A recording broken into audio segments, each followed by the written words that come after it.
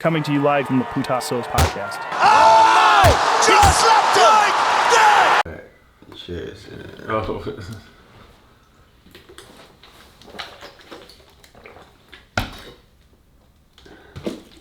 Maybe I should grab another.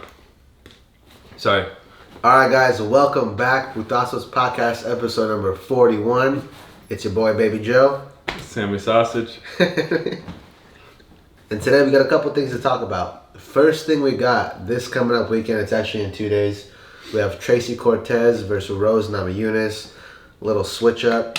Good for Tracy Cortez. She's going to have a chance to get a title shot. And I think she's always been kind of right there, but she loses those key fights that get her to that next spot. So she's got her shot, man. And I think she's going to do that again.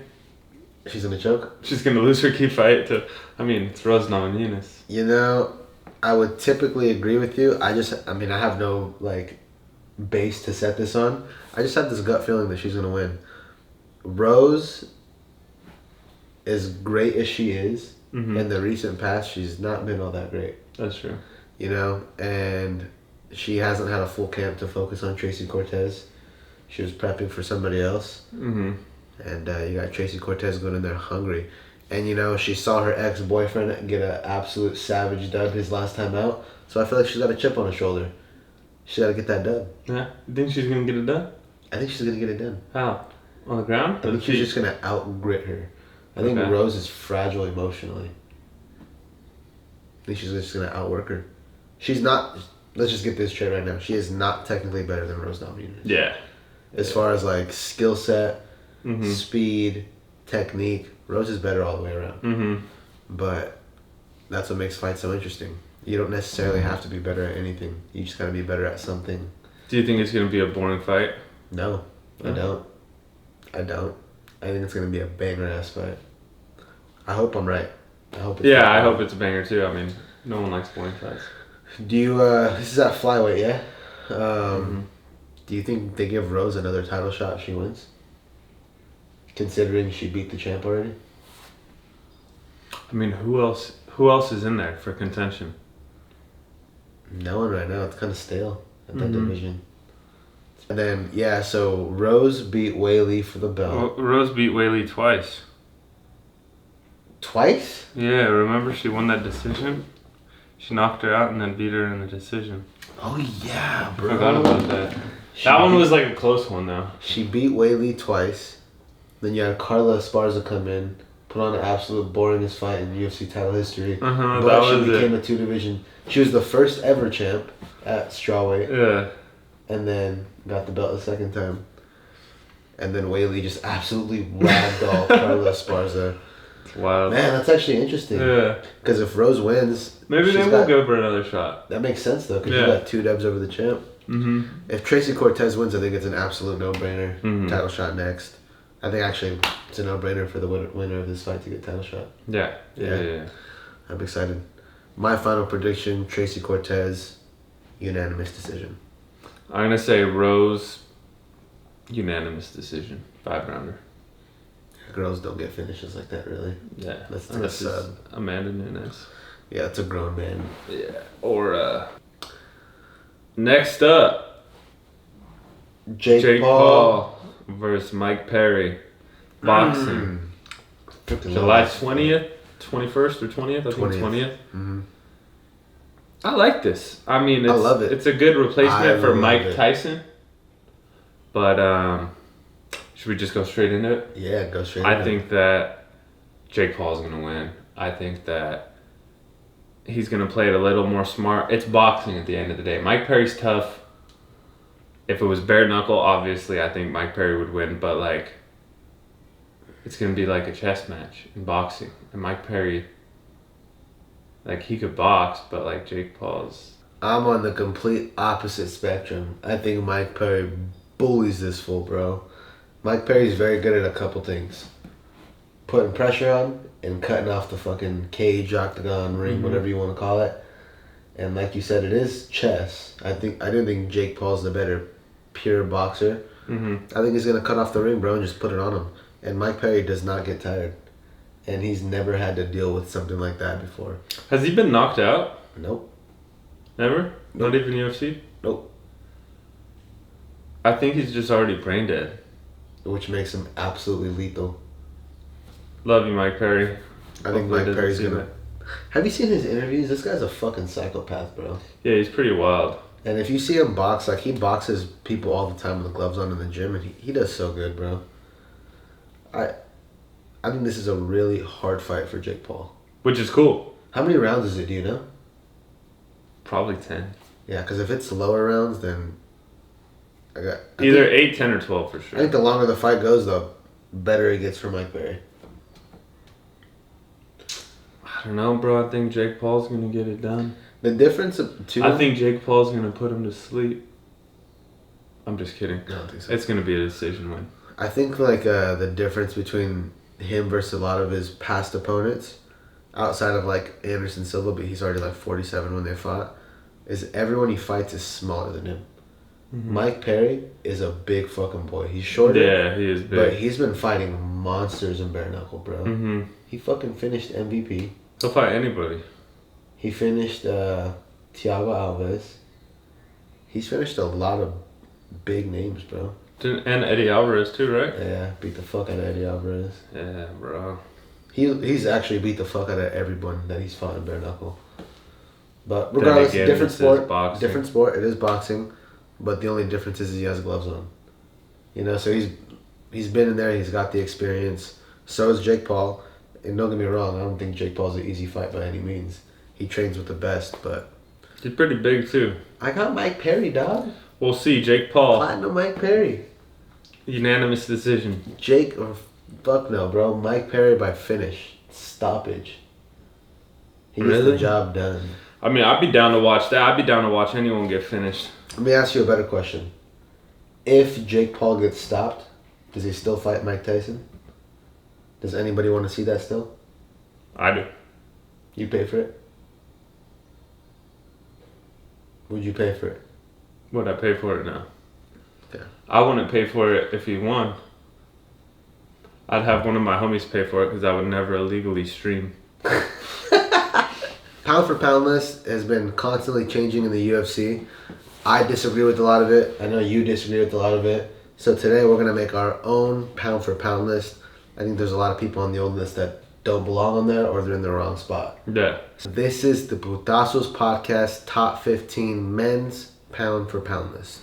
All right, coming in at number 15, we got Arman Sarukian coming off a good win. Pretty close fight, but a good win versus Charles Oliveira, who is on the pound for pound list. Bingo. He is number 13, and we just don't believe that. He's on a 2-fight loss streak, and he's a good fighter, but pound for pound, there is no pound for pound.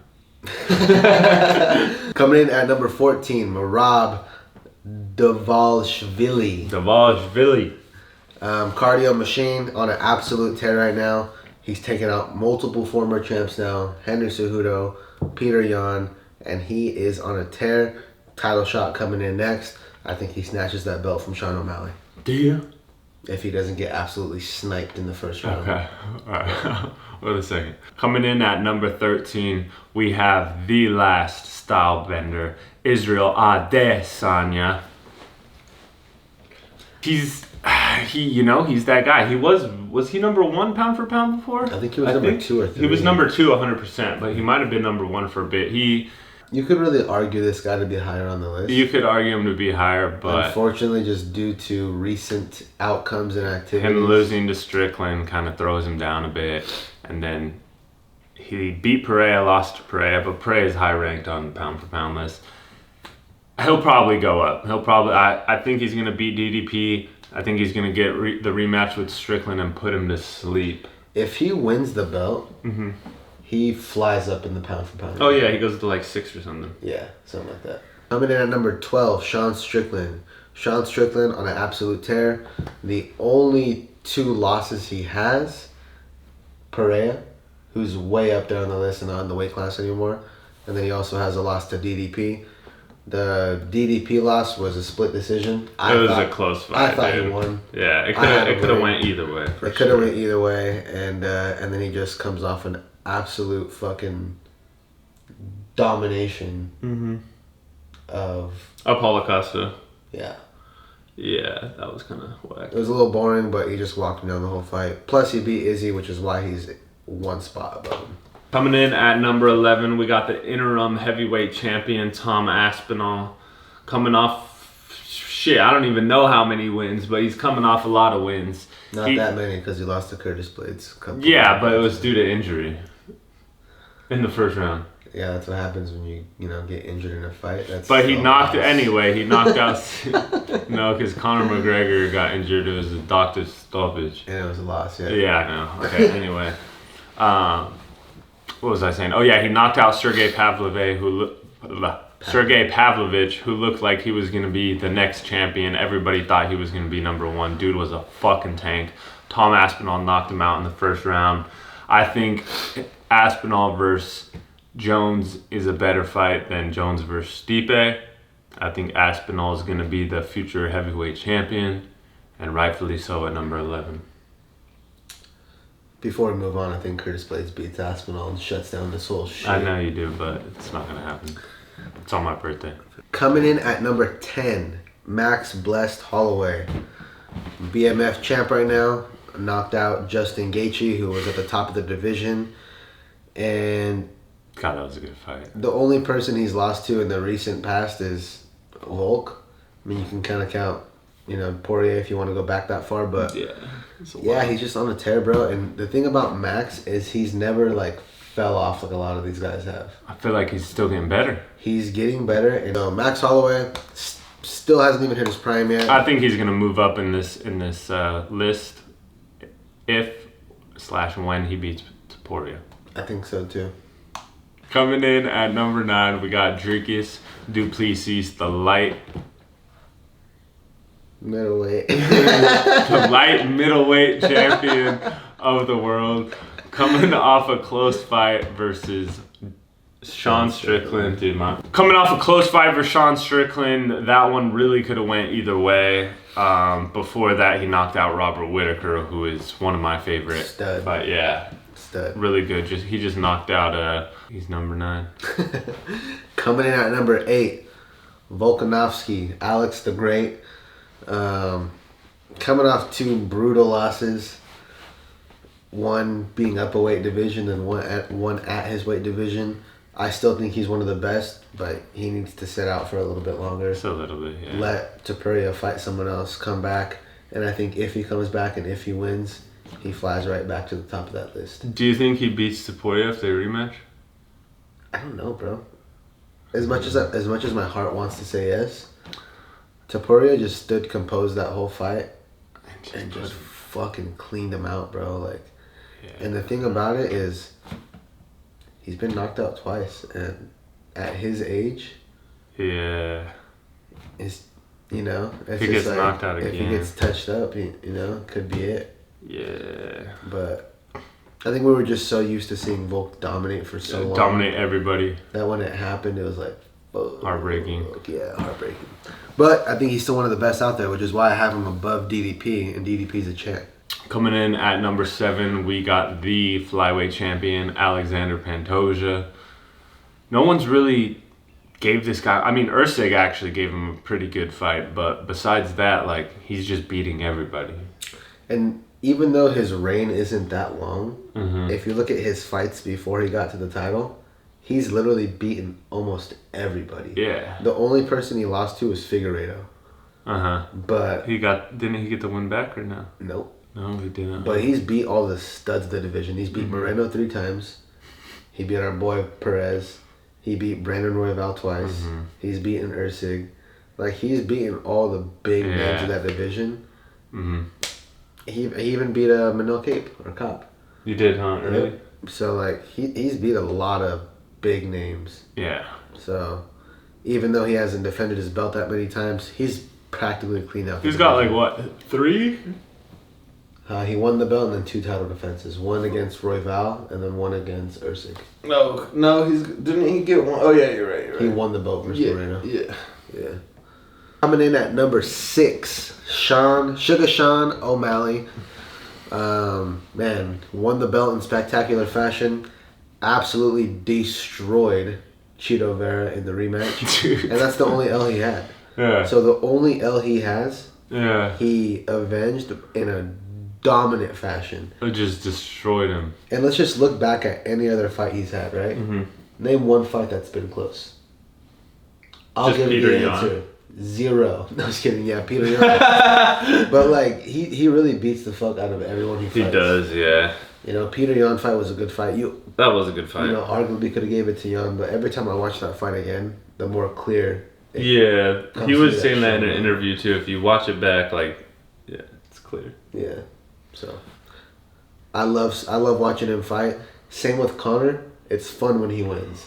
Mm-hmm. And if he beats Merab, he's just gonna keep getting bigger and bigger and bigger. Coming in at number 5, we have the featherweight champion, Ilia Topuria. He's been on a tear, just knocked out Alexander the Great. Mm-hmm. Before that, he beat, was it Josh Emmett, his previous fight? Before that, beat the fuck out of Josh Emmett.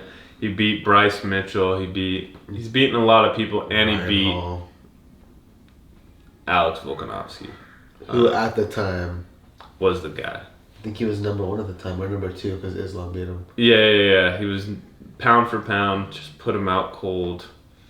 Sad fight, but he deserves that spot. Let's see how he does versus Max, and if he knocks out Max, then maybe he was right about him being one of the biggest stars. Because if he knocks out Max, bro, that is gonna be insane. Dude, that shit would blow up. That would be insane. No one's ever. First of all, Max has never been knocked out. Yeah. But if he knocks out Max, bro, let that fool go to lightweight and fight for a second belt if he wants. Yeah. At that point, let him call the shots, bro. Yeah. Because that'll imagine be he does superstar. become the biggest fucking paid athlete like he You said know- he was. I don't think that'll happen, but like I don't think it'll happen because of his attitude, not because of his skill set. yeah, I don't think people like him as a person. yeah. As a fighter, though, fool's badass. And he's 27, bro. He's our age. Is he? Yeah. Do you think his spit to pull is probably high, huh? His what? Spit to pull ratio. Oh yeah. He probably pulls bitches. He does. He's a good-looking guy. That's kidding. That's kidding. Okay. All right, now we're entering the top 4. This is where it gets dicey. Mhm. This is where I feel like a lot of the controversy is going to come from. And I feel like I'm going to get a lot of hate on this next one. Our number 4 is Islam Makhachev. This.